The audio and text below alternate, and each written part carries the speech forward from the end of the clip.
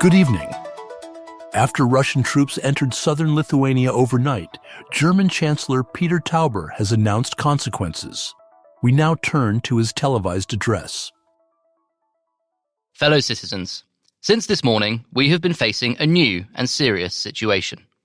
After the invasion of Ukraine, we are now witnessing for the second time an act of Russian military aggression in Europe, against our freedom. And this time, the target is our NATO ally and fellow EU member, Lithuania.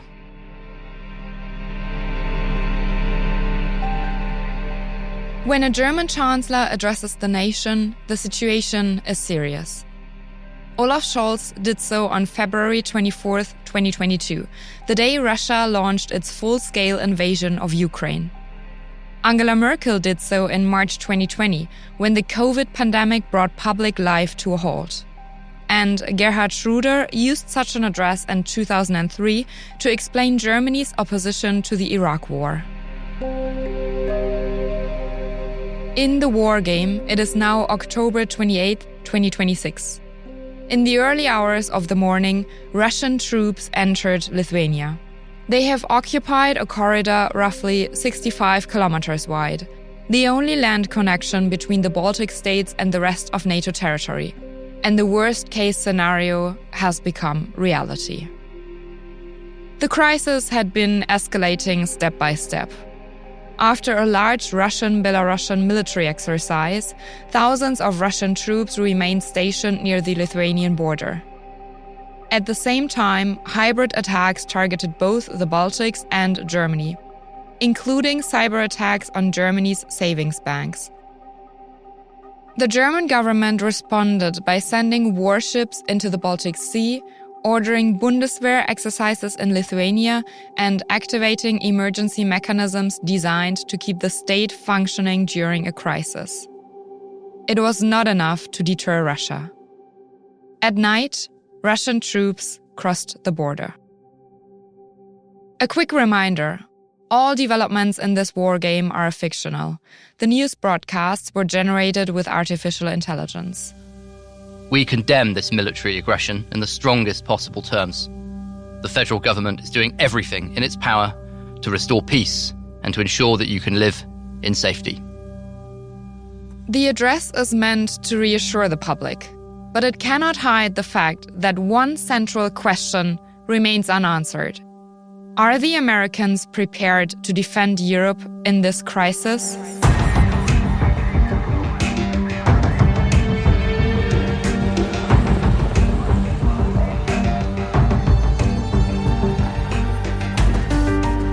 My name is Carolina Drüten. I am the international security correspondent at the German media outlet WELT. This is Ernstfall. What if Russia attacks NATO? Inside a German war game. Episode 3. Emergency powers.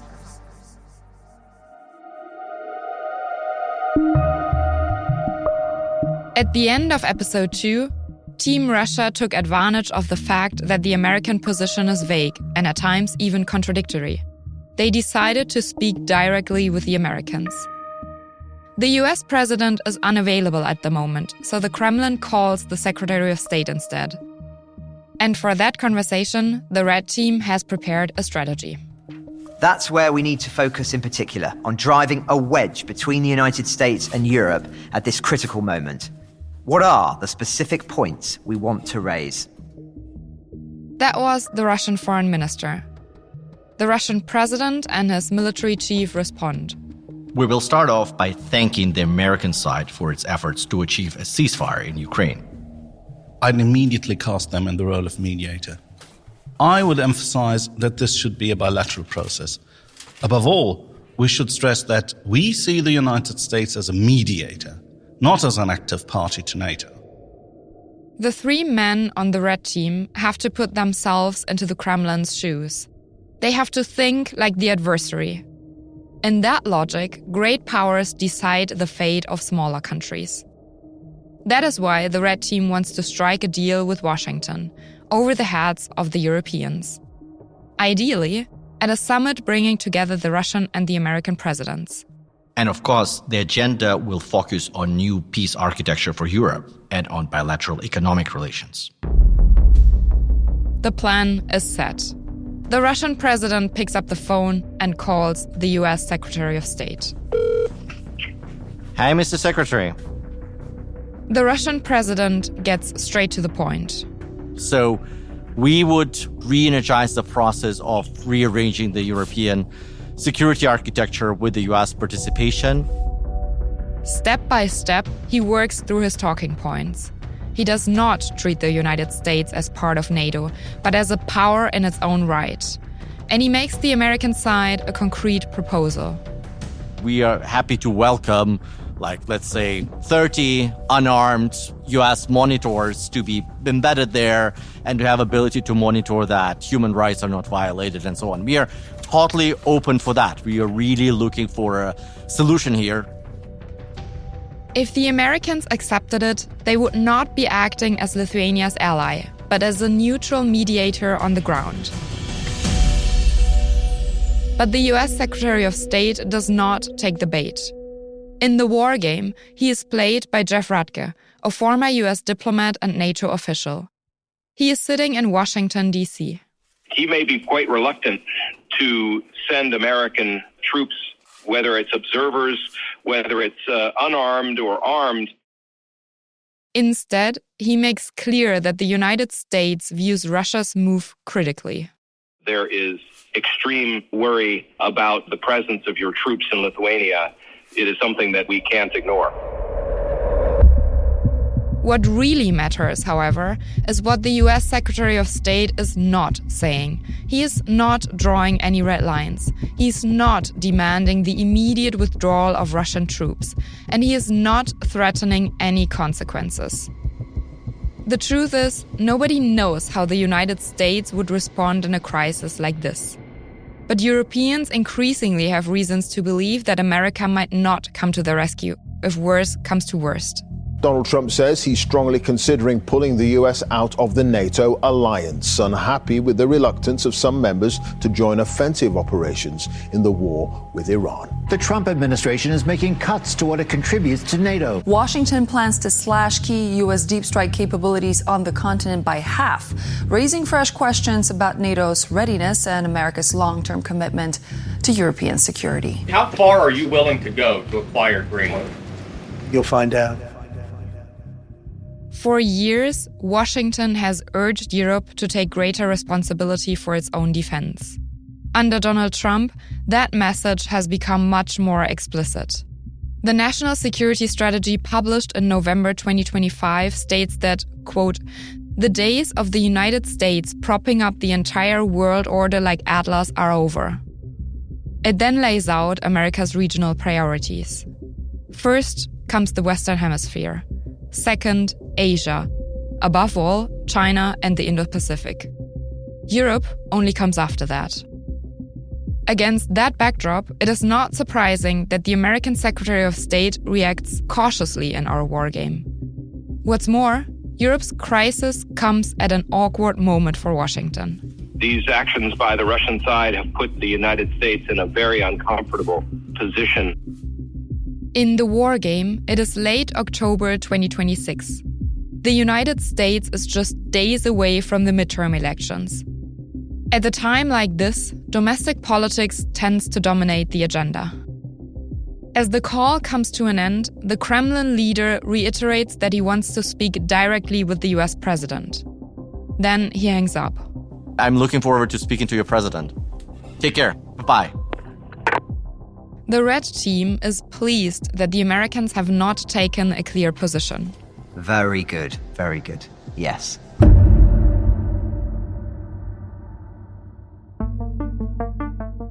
During our simulation, only a short corridor separates the Red Team, the Kremlin, from the Blue Team representing the German government. The US Secretary of State is in contact with both sides. He speaks not only with the Russian president, but also with the German chancellor and foreign minister. They join a confidential call with the Polish prime minister and the NATO secretary general. At the heart of the conversation is one question. Will the United States support invoking Article 5, NATO's collective defense clause? Lithuania, the country under attack, wants it to be triggered. But for that to happen, all NATO allies have to be on board. Good morning. Hi, everyone. Hello. Here, too, the US Secretary of State makes it abundantly clear where the US stands. Washington is determined under no circumstances to be drawn into a new war in Europe. People are raising all sorts of concerns about whether the United States is going to get wrapped up in a conflict that, frankly, we thought had been addressed several months ago. The German foreign minister pushes back. But it's crystal clear that we're under attack. The Polish prime minister sees it the same way. In the Wargame, he is played by a security analyst Bartłomiej Kot, who joins the discussion from Warsaw. He calls for a firm response to Russian aggression. Poland will stand on the ground that peace can only be preserved through strength, and willingness to escalate from the Russian side can be avoided only if we sound clear towards the Russian side. The NATO Secretary General is equally concerned by the American position. From what I understand, a lot of American troops, at least in Eastern Europe, may not be available. They are on standby to be redeployed to the Western Hemisphere at a yet unclear time. When we designed the Wargame, the future of the American military presence in Europe was already uncertain. That is why we deliberately chose not to factor US troops stationed in the Baltics into the simulation. Since then, events have moved in that direction. The rotational deployment of more than 1,000 US soldiers in Lithuania has ended. Unlike previous rotations, no follow-on force has yet arrived, as Washington reviews its military posture in Europe.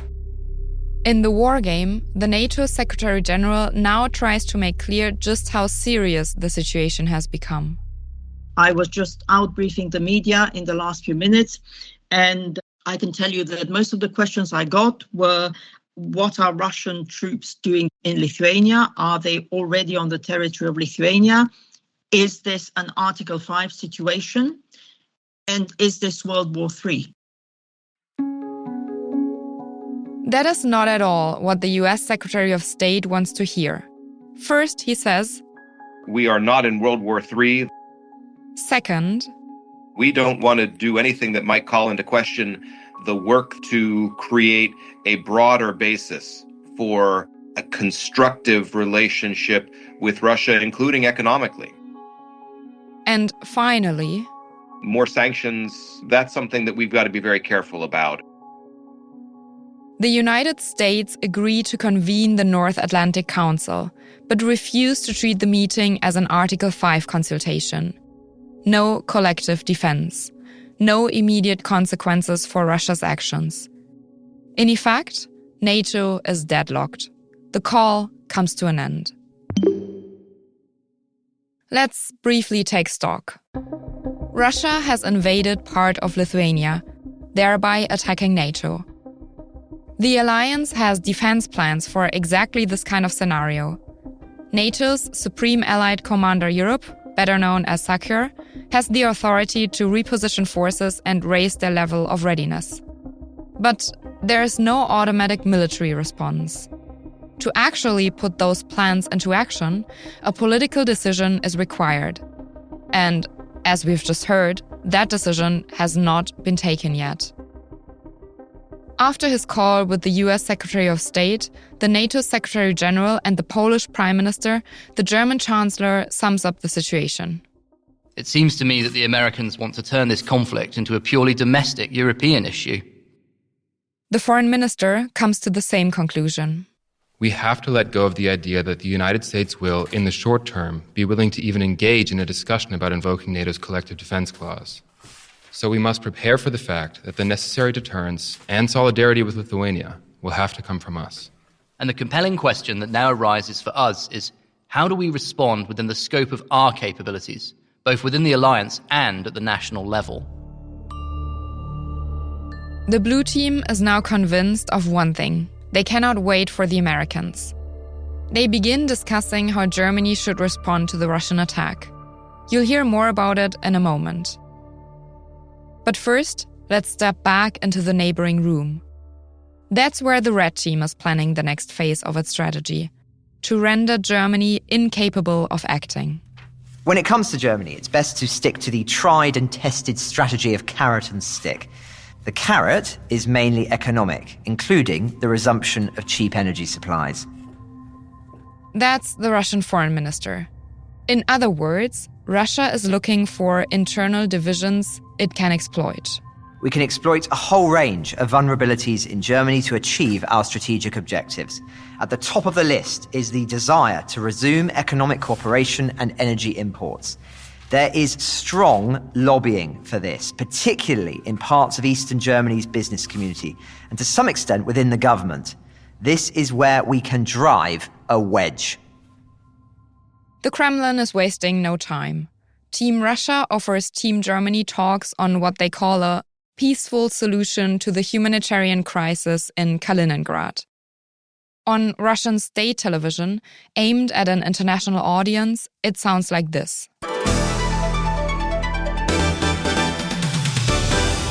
This is Report from Moscow.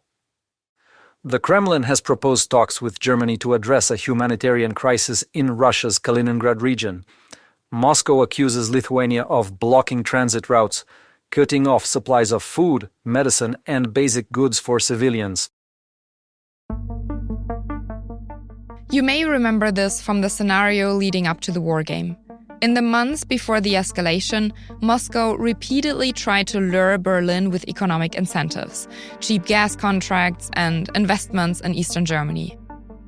The offers were aimed at politicians from the far-right AfD, the left-wing BSW, but also at voices within Germany's governing Social Democrats. Germany is almost always governed by coalition governments, where different parties have to find common positions. Within those parties, opinions on Russia, sanctions, and military escalation can differ. Our Wargame does not recreate the exact composition of the current German government, but it does reflect that political reality. Around the table sit politicians from Germany's main governing parties, bringing different instincts and priorities into the discussion. As the crisis deepens, those differences begin to matter. The foreign minister, played by Social Democrat Michael Roth, addresses the issue. Since August, we've had this absurd proposal from the Russians on the table offering us cheap energy. And you know that the usual suspects in Eastern Germany are already starting to say that we may have to seriously consider it. And by the way, Mr. Chancellor, that's not just people from my own party, but also from yours. Similar calls exist in real life.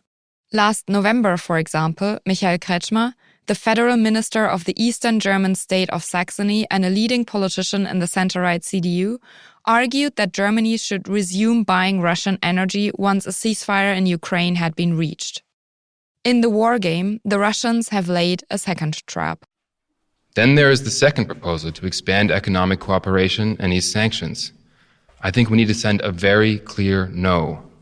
I know that's not an easy position to take, even within my own party, but we have to make it clear that in light of Russia's escalation, we are not prepared to even consider it. But to do that, we finally need to resolve the problems within this coalition. The Chancellor calls for unity. We must also stand up to those voices within our own country that are calling for us to back down. I would highly welcome us acting much more as a unified front in a situation like this. The discussion then turns to another question. Would additional sanctions have any impact on Russia? The Interior Minister raises the issue with the Chancellor. We urgently need to discuss measures that could actually put pressure on Russia. And that brings me back to the question of frozen assets. What do we do about them? And what additional sanctions should we impose? I'm somewhat lacking the imagination as to what further sanctions we should come up with, given that the ones that we have put in place so far haven't yielded the desired effect. That's exactly why I brought up the frozen Russian assets. I know this isn't without controversy within our own coalition. No, it really isn't. Perhaps you should ask your own party about that. I would be interested to hear the finance minister's opinion on this matter. It's well known that the government as a whole supports the idea of using the frozen Russian central bank assets. But as you all know, we're currently stuck at the European level because Belgium, where these assets are held by a private company, Euroclear, is asking for guarantees from other EU member states so that it doesn't have to carry the financial risk alone. The idea of leveraging Russian assets is not new. The EU originally planned to use these funds as a loan for Ukraine. However, Belgium feared that Russia could later sue for damages, leaving a single country liable for the financial risk. We're talking about roughly 190 billion euros in frozen Russian assets. Under the usual EU burden-sharing formula, Germany would be responsible for about a quarter of the guarantees. That's close to 50 billion euros. We would have to at least inform the budget committee. Politically, I think it would even require a decision in the parliament. The core Russian assets remain untouched to this day, with aid to Ukraine being financed through joint EU debt instead. In any case, Germany cannot decide on its own what to do with frozen Russian assets. But the Blue Team agrees that Russia must face stronger economic consequences, despite opposition from within their own political parties. The foreign minister now takes the floor. We really should push to finally end all energy ties with Russia. We should discuss this privately with the French and others as well. I mean, nuclear cooperation is still ongoing, and that area is extremely sensitive. The Blue Team is now finding its stride. The coalition that had been bickering only moments earlier suddenly appears united. The Chancellor and his ministers tighten the economic screws, agreeing on a package of measures. Termination of all remaining economic ties. Frozen assets? Yes. Suspension of visas for Russian business people. Inspections of the shadow fleet. Interdiction of Russian shipping. Russian business people will no longer receive visas. Berlin ends all remaining energy ties with Russia, presses France to do the same, and pushes to make use of frozen Russian assets. The Blue Team also turns its attention to Russia's shadow fleet. These are aging oil tankers used to circumvent Western sanctions. They often sail without insurance, switching off their tracking systems, and have repeatedly appeared near sites where undersea cables in Europe have been damaged. The Blue Team decides to put a stop to that in the Baltic Sea. The intelligence chief takes the floor. We can implement robust measures in the Baltic Sea to inspect shipping bound for Kaliningrad and St. Petersburg. The Bundeswehr must put a stop to Russian piracy in the Baltic Sea. Yes, indeed. Within Germany's exclusive economic zone in the Baltic Sea, where Berlin has special jurisdiction, Russian tankers are to be systematically inspected. Shadow Fleet vessels will be stopped, searched, and turned back. If other Baltic countries, including Poland, the Baltic states, and Finland, join the effort, it would create a dense network of maritime controls. The Baltic Sea, however, is not only the theater of economic leverage. It is also of critical military importance. Russia's advance into Lithuania has a direct consequence. NATO's main land route into the Baltic states is now blocked. The Chancellor and the Inspector General of the Bundeswehr discuss what that means. The key question is whether the corridor has been blocked in such a way that we can no longer move additional troops into Lithuania by land. That still needs to be assessed, because if that is the case, we would of course have to consider using sea routes as an alternative. Couldn't you also airlift forces in? Yes, absolutely. We have that capability. The question would then be, also from a broader NATO perspective, under what conditions those forces could actually land and where exactly we would deploy them. But transporting them there is not the issue.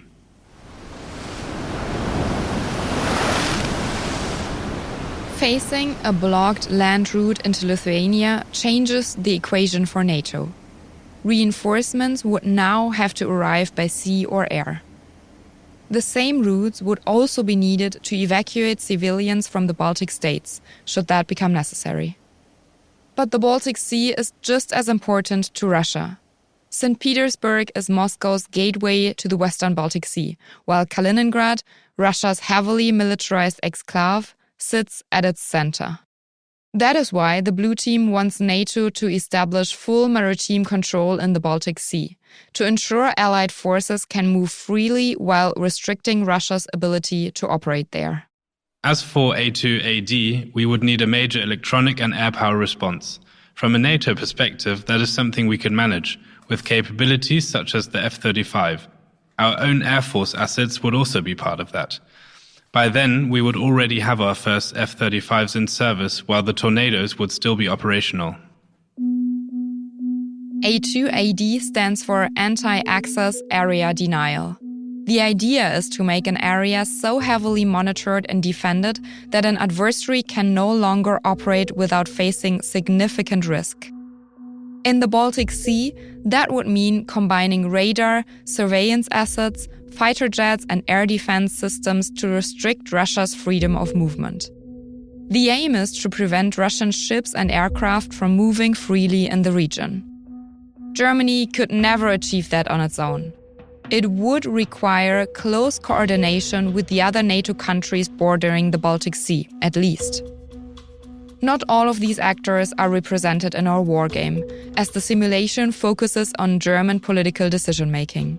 But throughout the simulation, the Blue Team assumes that NATO allies would implement these military measures together. Overall, it is important that we view the Baltic Sea as a joint operational theatre together with Finland and Sweden. Having discussed land, air and sea, the Inspector General now turns to a fourth domain, cyberspace. It is an area where Germany is already under attack, but where legal restraints leave it with only limited options to strike back. I would like to come back to the cyber issue. At the moment, we are still operating in something of a legal grey zone. For example, the Bundeswehr is allowed to conduct reconnaissance right up to the password barrier. In other words, we know exactly where the targets are that we would want to strike, but we are not allowed to take action unless Parliament approves it. A state of tension is declared, and so on. So the real question is to what extent we should launch our own cyber campaign, disrupting and actively countering Russian operations. In Germany, so-called hackbacks, offensive cyber operations against an attacker's infrastructure, have so far been largely prohibited. Even if authorities know where an attack originates, they generally cannot penetrate foreign servers, disrupt them, or stop an attack by technical means. A quick reminder. In our wargame, Germany's savings bank's network has been hit by a major cyber attack. Experts are working around the clock to contain the damage. But striking back is not an option. The real German government under Chancellor Friedrich Merz is seeking to expand the powers of Germany's security agencies, including the possibility of more active cyber defense. But at the time of our wargame and at the time of this recording, those powers have not yet become law. That's where Germany's constitutional Spannungsfall comes into play, the state of tension. It describes a state of external emergency in which an armed attack on Germany is considered likely. Declaring it activates an entire package of emergency laws and powers. In the wargame, the defense minister therefore wants Parliament to declare a state of tension. Given this situation, and with German troops in Lithuania, as well as many German citizens across the Baltic states potentially affected, I believe the time has come to ask Parliament to declare a state of tension. The president of the Federal Office for Civil Protection is in favor. I strongly support the defense minister's proposal to declare a state of tension. Host nation support means that hundreds of thousands of allied troops may have to move through Germany. That requires extensive civilian support, transport capacity, logistics, and many other services. We may even need to start preparing hospitals now. All of that takes time. Host nation support means preparing Germany to receive and sustain allied forces. If NATO invokes Article 5, hundreds of thousands of troops could move across German territory. In such a scenario, Germany would not necessarily sit on the front line. It would be NATO's logistical backbone. Allied forces would need fuel, accommodation, and supplies. Casualties might have to be treated in German hospitals. Declaring a state of tension would make much of that easier. It could, for example, allow the government to require parts of industry to prioritize production for the armed forces. But the political threshold to get this measure through parliament is high. A state of tension requires a simple majority, right? No, 2/3. A 2/3 majority in parliament is required. During Germany's previous legislative term, mainstream parties held that majority. Today, they do not. A government would need support from either the far-right AfD or far-left Die Linke to reach that necessary threshold. Those have so far been excluded from cooperation by most of the political mainstream, which means that any move in this direction holds considerable potential to cause a political stir. How are you going to secure a majority? If a state of tension cannot be declared, we can, through extensive cabinet work, activate 6 or 7 of the 10 laws linked to it individually, each with a simple majority. The defense minister is working on a plan B in case parliament does not approve a state of tension. In that case, lawmakers could instead vote on individual emergency measures separately, each requiring only a simple majority. One example concerns Germany's civil protection legislation. Among other things, it regulates the obligations of public officials during a national emergency. An IT director at a federal agency, for example, could be required to remain in Germany and stay available for duty rather than travel abroad. In the Wargame, the German government decides to take the bigger step after all. It asks Parliament to declare a state of tension. It is now up to our white cell, the Wargame adjudication, to decide whether the measure succeeds. That role is performed by the German Wargaming Center at Helmut Schmidt University of the German Armed Forces in Hamburg. The measure succeeds. Inside the blue team's room, the government spokesperson receives a note informing her that Parliament has approved the measure. I have just received an update. According to the news agencies, Parliament has narrowly approved the declaration of a state of emergency. A sigh of relief goes through the blue team. We can now begin stockpiling fuel, gas, and other essential supplies without any delay. On the civilian side, we're now waiting for NATO to invoke Article 5. That's when Allied troops would begin moving across Germany. Is this a realistic development? Nico Lange, a security expert and former chief of staff at Germany's Ministry of Defense, thinks it is. He has been observing the wargame from the sidelines in Hamburg and explains the reasoning behind it. I don't think it's realistic to assume that simply because parties are now represented in parliament that essentially echo Russian foreign policy, there would be no constitutional majority for declaring a state of tension. People in Germany are not stupid. They see what's going on. They are adults. And if such an attack really occurred, nobody would be able to ignore it or to deny it. Declaring a state of tension has far-reaching consequences, not only for the economy, but for society as a whole. I have just coordinated with the defense minister. Just so everyone is clear, a state of tension automatically triggers conscription. Declaring a state of tension automatically brings back conscription in Germany, with consequences for hundreds of thousands of people. Breaking news from Berlin. All adult men in Germany are now once again subject to compulsory military service. Following Parliament's declaration of a state of tension, conscription, suspended for the past 15 years, automatically comes back into force. The Ministry of Defence says there will be no immediate call-up. Instead, preparations will begin to restart the medical examinations required for conscription. The right to conscientious objection remains unchanged. Until 2011, conscription in Germany meant receiving a letter from the government, attending a medical examination, and, if found fit for service, being called up for military duty. Today, It would be impossible to process and mobilize entire age groups at short notice.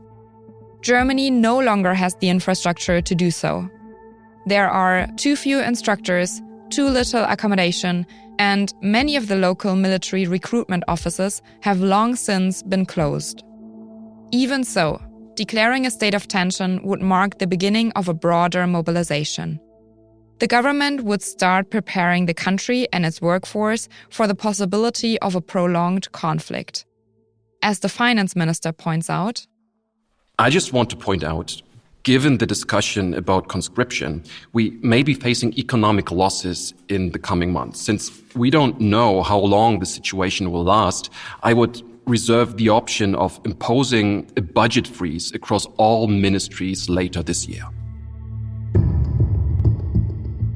Let's briefly take stock. Russia has invaded part of Lithuania under the guise of a humanitarian operation. The Blue Team is now responding to that attack. The Chancellor and his ministers have agreed on sweeping economic measures, tightened control over shipping in the Baltic Sea, and taken steps to restrict Russia's military freedom of movement there. Parliament has also declared a state of tension. The Red Team knows nothing about these decisions yet. Around the table, the three men playing the Kremlin are preparing for different ways the Blue Team might respond to the invasion. The military chief now outlines a plan for further escalation. As part of my planning, I have also prepared a detailed attack plan against Germany, in case economic and diplomatic pressure fails to achieve the outcome we are seeking. I think we also need to make the German public understand just how vulnerable they would be to a Russian attack. From the Red Team's perspective, everything hinges on one question. Will Germany emerge as the political and military driving force between a decisive NATO response? From a military perspective, the main objective would be to destroy Germany's role as NATO's logistical hub. Coming up in episode 4, the Russian team discusses which German cities they could target. Europe is weighing whether to confront Russia without the United States. And Germany faces a series of decisions about military escalation, including whether to sink a Russian warship. This was Ernstfall. What if Russia attacks NATO? Inside a German wargame. The series consists of 5 episodes, published weekly.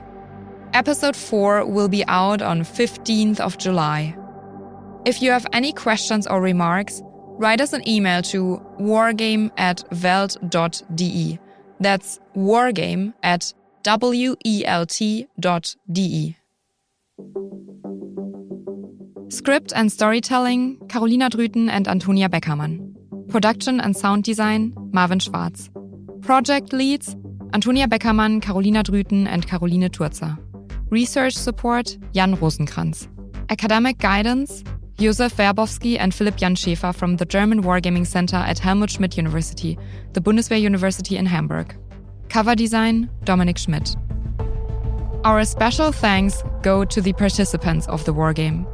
David McAllister, Jörg Asmussen, Gerhard Konrad, Alexander Gabujew, Franz Stefan Gadi, Christiane Hoffmann, Roderich Kiesewetter, Bartłomiej Kott, Arndt Freitag von Loringhofen, Oana Lungescu, Irene Mihalic, Jeff Radke, Michael Roth, Peter Tauber, Christoph Unger and Eberhard Zorn.